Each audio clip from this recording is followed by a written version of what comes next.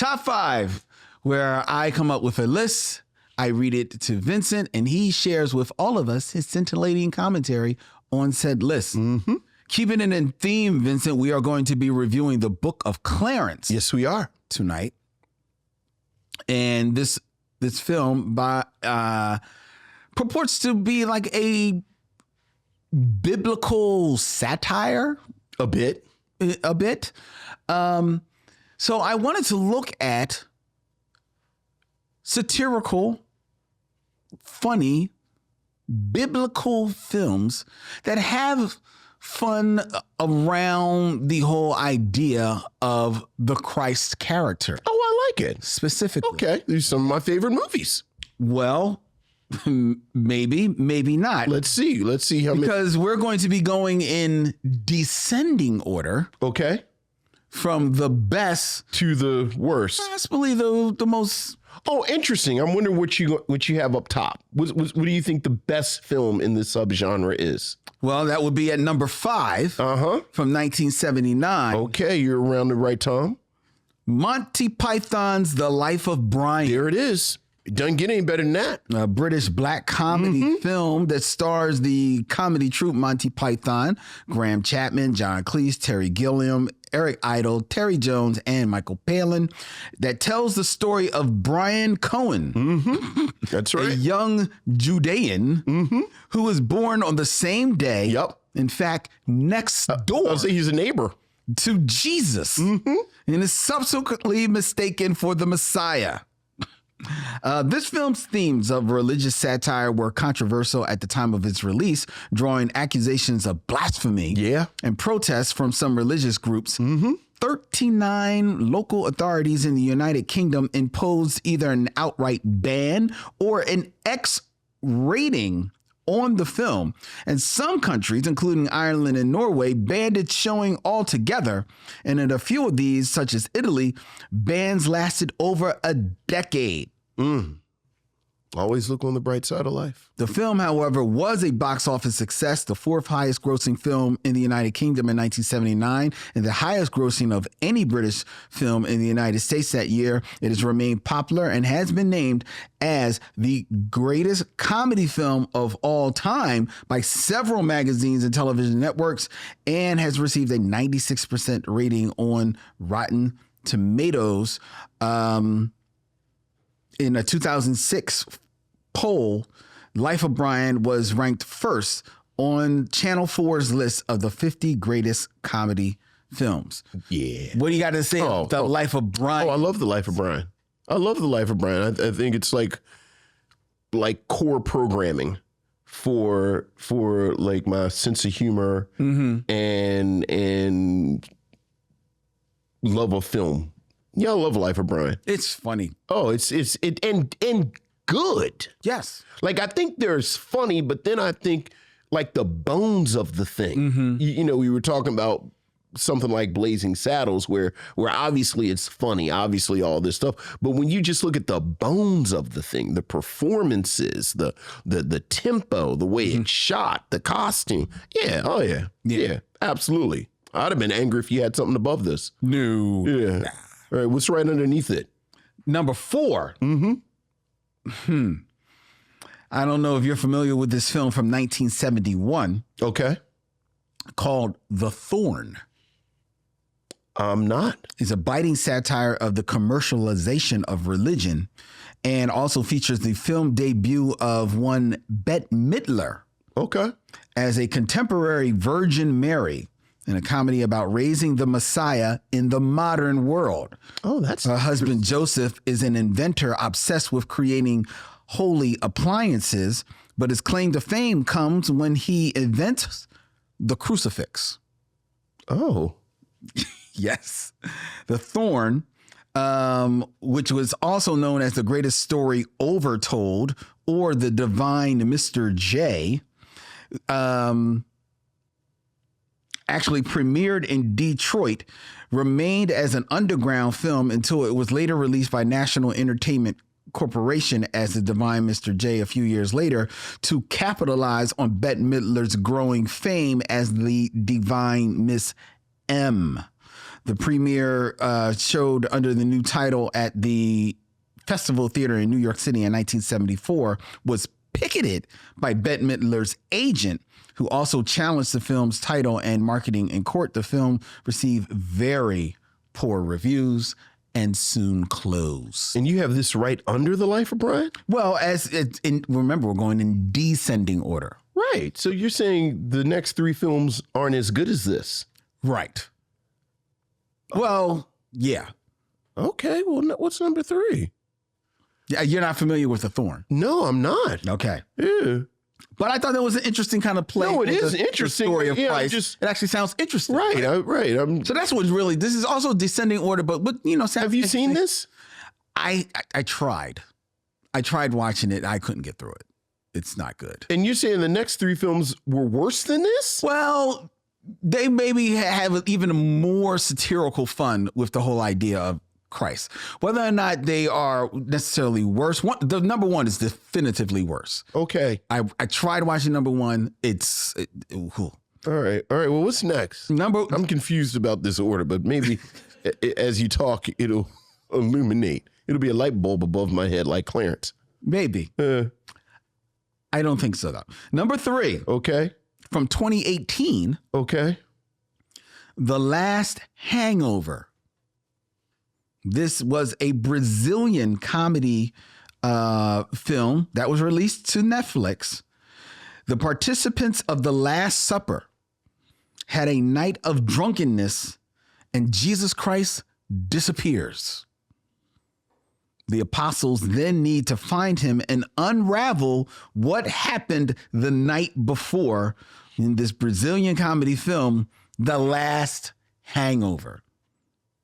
Kind of like a play. Yeah, I get it. Just like that. Yeah. Over on the film, right, the Hangover. And then they put last in front of it. Put the last. Because it's sort of like the Last Supper. Like, right. And then it's the last hangover. Yeah. Right. What is a film that they came up with the title before anyone thought about how they were going to make it? Right. They came up with the title before they made the film. Yeah. So that was The Last Hangover. Right. All right. From 2018. Yeah, sure. Okay. Tried watching it. Well, it's well made. I'm glad. Well-ish made. Well, you're a good man, Charlie Brown. And it was a little successful. Okay. Because number 2. In Brazil. Number 2 is the sequel. Oh, The First Temptation of Christ. Are you really eating up time with these 2 films? Wait a minute. The First Temptation of Christ from 2019.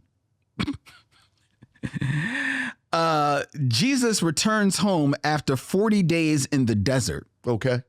Where a surprise 30th birthday party awaits him. At the party, Mary and Joseph reveal to Jesus that his true father is God. This special This special has faced backlash over its satirical depictions, which implies that Jesus has a gay lover and that Mary smokes marijuana.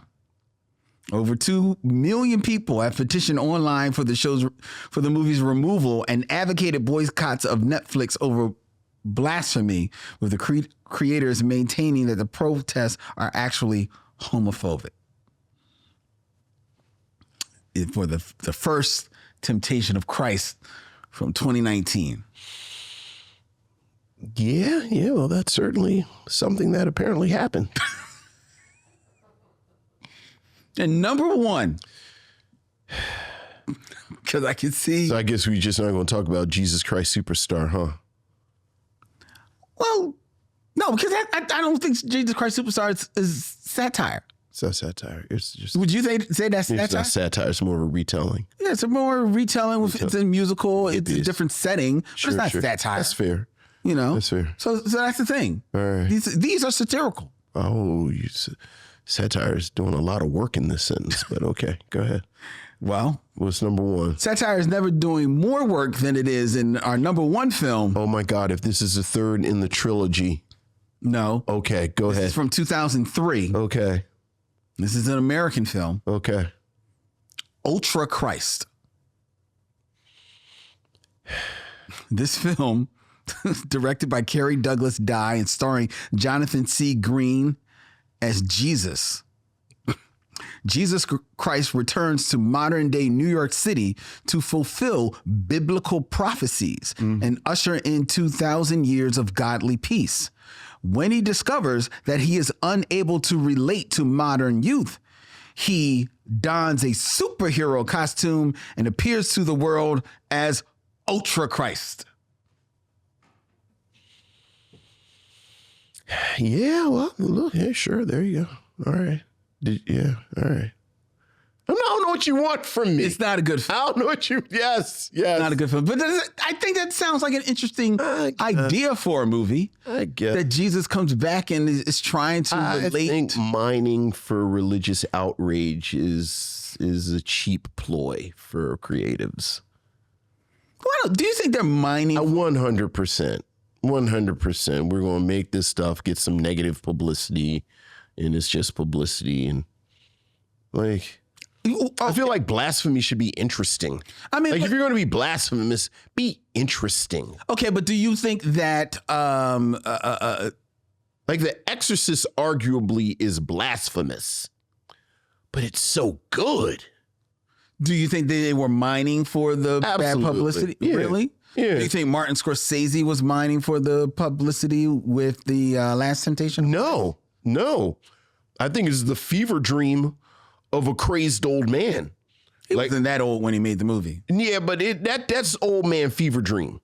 Really? Yeah. Oh, yeah. It was an interesting premise for that film. I think it is. Yeah. So you're not a fan of The Last Temptation of Christ? I think it's interesting for what it is. Like I think these sort of depictions of Christ in this sort of very I think this focus on the crucifixion and the pain part of it. Like I do think there is, at the risk of stepping on toes, I think there is a certain type of Catholic that fetishizes that and is really into it. Okay.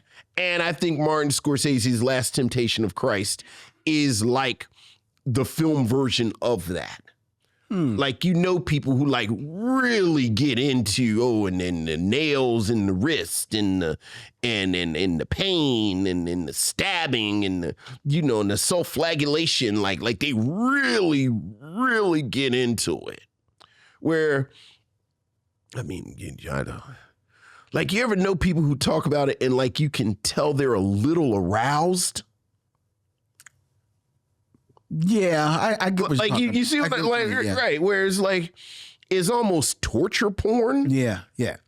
So, but that is a vision. Like that is his legitimate vision. Like I think he actually believed this. Like I always admire people who have conviction, even if I find their conviction strange. But that's your vision, as opposed to these, like this sounds like somebody said, we can raise $80,000. How can we flip it into $7 million? Like, how can we flip this and get it on Netflix for a couple of months and then flip it again? No. But, I haven't seen these films, maybe. Yeah, you haven't. I've not seen these films. Maybe the filmmaker really does think that Jesus having a gay lover and Mary smoking marijuana is something that is an outgrowth of their creative vision. So what films were you looking for to be on this guy? I see on the chat that Ron Covington, Satire, he mentions The Magic Christian from 1971, which I'm not familiar with. I thought he's been around a lot this month. I thought History of the World might show up. Yeah, Part one. I thought about that, but it didn't deal with solely his. Right, it wasn't solely that, but the parts that are so funny. I can't think of anything else off the top of my head, but yes, that's the thing. I actually thought that there might be more, right? Like more American fare, right? But there really wasn't, and then I guess maybe that's like this whole reverence you have for for the figure, right. But yeah, end of the year. But to be clear, like I don't think I'm overly religious, but I am anti-dickhead.